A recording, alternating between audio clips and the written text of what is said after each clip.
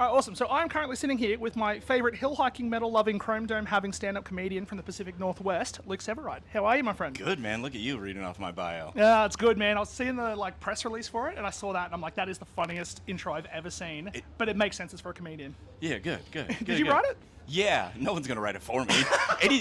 Dude, it is so annoying trying to have to write your own hype piece. It's just I like me, but not enough to be like, here's what he's about. Well, the guy that opened for you last night, because I was obviously at the show, talking about how he's got the biggest dick I've ever seen, and it's hard to suck it and all that stuff. And then he walks backstage and comes back on. He's like, it's me. Yeah. I was like, yeah, cool, all right. He knows what he's about. Yeah, he's got more self-esteem than I do. So firstly, I know again a lot of this I probably heard last night, but how's the Australian summer treating you? How you coping with the heat? This isn't as bad as I thought it was, but also I've been undercover for a little while. Yeah. I haven't been out to the show just yet, and I'm sure if you ask me that question after 15 minutes in the direct sun, I'll have a different answer. But it's been pretty okay. It's a bit humid here, but it's not nearly as bad as everyone told me it was going to be. So I'll be honest, end of February is start of March probably is when it starts to peter off. It's the start of December that will kill you. Start of December. That's so wild. I mean, because I've been in the States my whole life, so just hearing December, very toasty, and I was like, climate change is getting out of hand.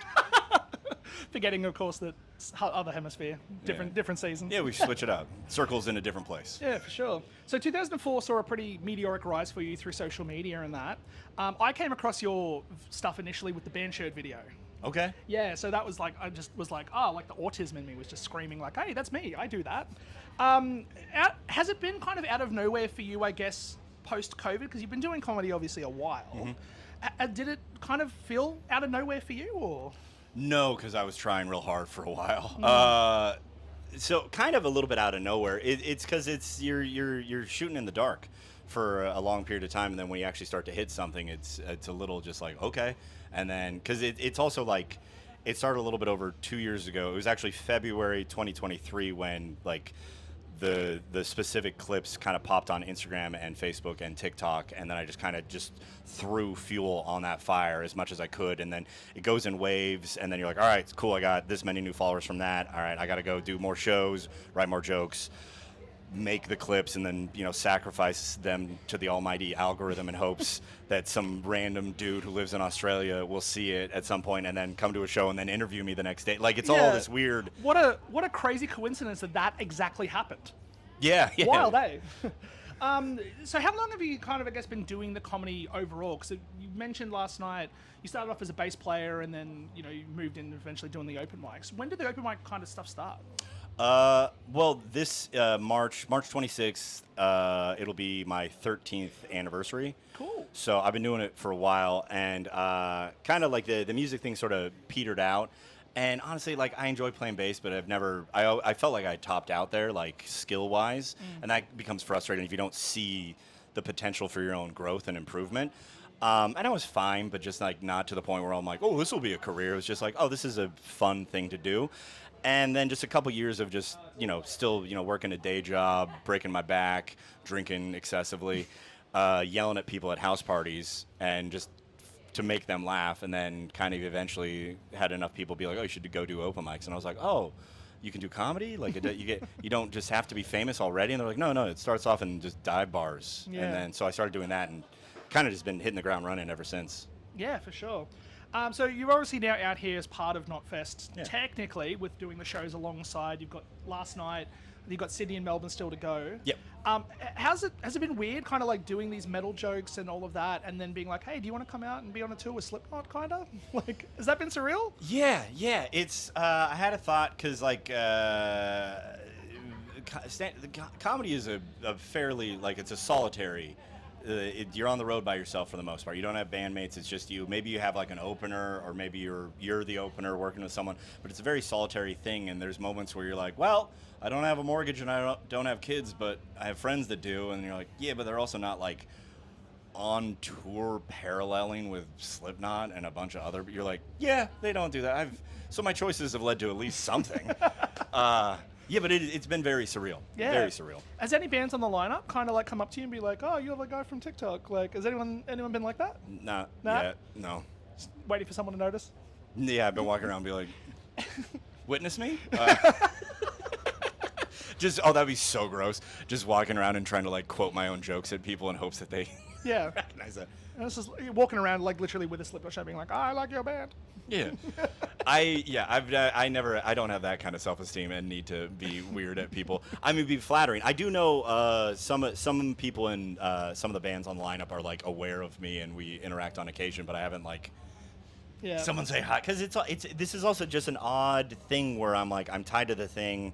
And I don't want to fanboy because I don't know, that's not really my vibe, but it is kind of like a little bit of it. And it's also just everyone's just some dude or some dame, like how. That's it. Yeah, and I don't know. I'm sure they get enough reverence all the time. I don't want to be that guy. Yeah, for sure. So again, in the blurb, I guess for the write-up, which I'm assuming now that you've written because you said that before, there was another line that cracked up there where it says, "Insightfully idiotic, aggressively absurd, and most accurately unmedicated ADHD in action." Yeah. Is that you as well? Did you write that? I think I might have had a hand on some of those words, but the majority of that was definitely me. The unmedicated ADHD, especially after last night, I'm like, oh, I get it now. Yeah, dude, last night was so much more chaotic than I wanted it to be. I was a little frustrated with myself. But also, I looked at my watch and I was like, oh, we're at 57 minutes, and it felt like it'd been like 20. Yeah. It was fast. Yeah. But it was also like, I'm still a little jet lagged and just the chaos of that, and then also just calibrating to metal audiences that are now like, oh, but now we are quiet. Now we sit and we just listen, and you're like, that's not how some people experience music. Yep. And then me not having the tools in my tool belt to properly just like completely subdue them. Yeah. Probably gonna have a fun clip or two out of it though. Yeah. Were you recording anything last night? Mm-hmm. Yeah, hell yeah. I can't wait to see some of it because I want to know if you got anything with Sting. Sure, I'm sure I got something. But I also got to dig through the footage and then figure out. And I told him to, because we took a photo together afterwards, and I told him he needs to send me the photo to help contextualize. If I make it a clip, I need to be like, this is what this motherfucker looked like. Yeah, for those that don't know what we're talking about, there was a guy last night who was dressed up in full black metal like makeup Yeah. and stuff, and he got called Sting midway through. And he came by himself and interrupted a lot, which is a lot of self-esteem. A lot of self-esteem. Gotta Yeah. love it though.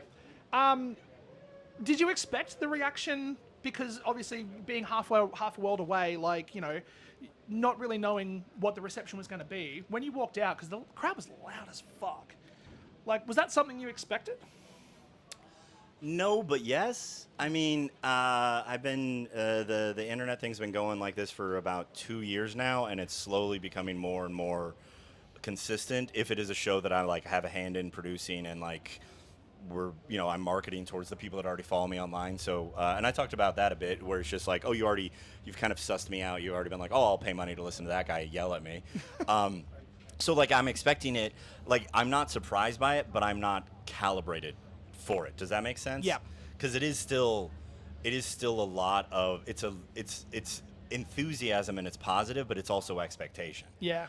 And it's almost, and I've spent so much time in this career path showing up where no one knows me, and I just have to prove my value and go, all right. So when someone's like, we already watched you, we're already stoked, then I'm like, oh, okay, now what do I do? Yeah. Because it's just a different game. Yeah. Well, a cooler game, but just one that I haven't calibrated to the extent that I want to. Yeah, for sure. Was it a matter of, I guess, of like looking at it and going like, just go through the greatest hits, or? No. Because you have a lot of stuff that even like the non-metal stuff is all really funny.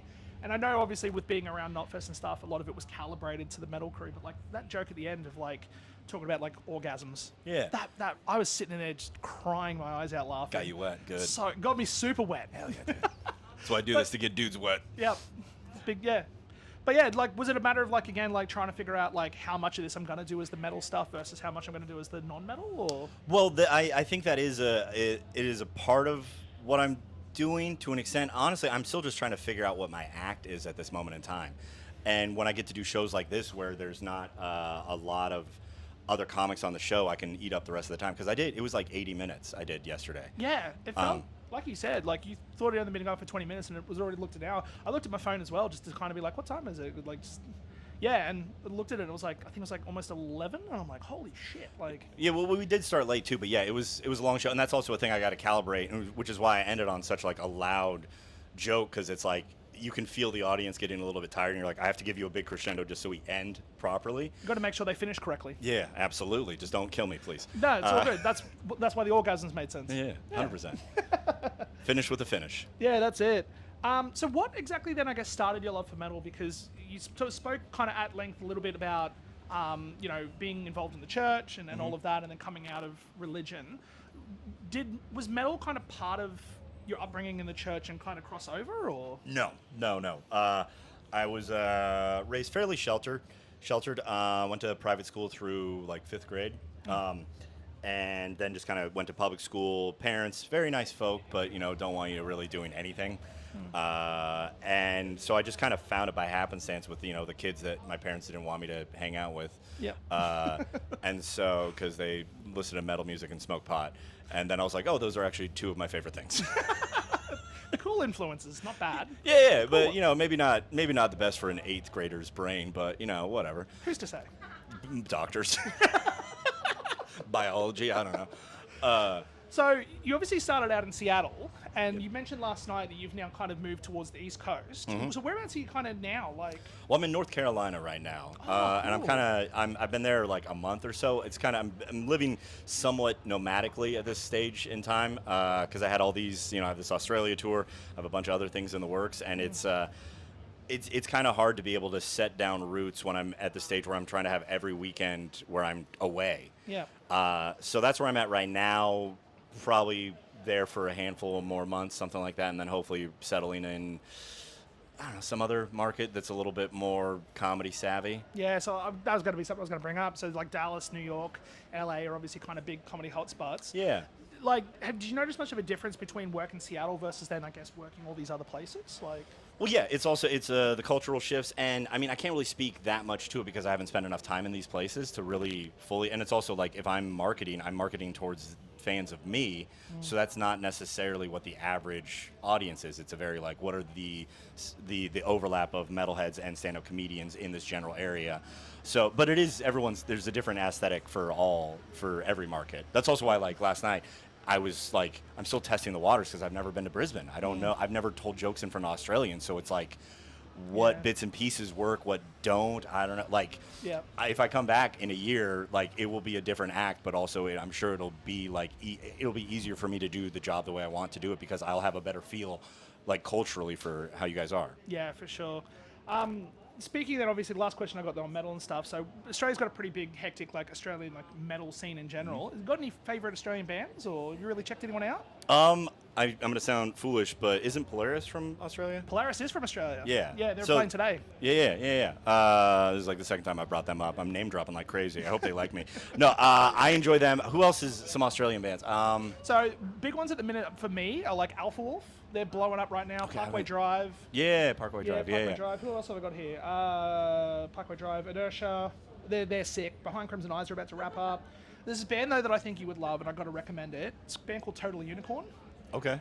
Comedy stuff. Like they do comedy. They do comedy. Like they're just ridiculous. But I think they'd be right up your alley. Okay. In terms of like. Send me some links. I'll try and Instagram you, DM you and stuff like that. Yeah, I'll slide shoot you some into stuff. the- But bro, yeah, I think they'd be right up your alley. Like again, just chaotic, fun energy. Love it. Love it. And metal as fuck.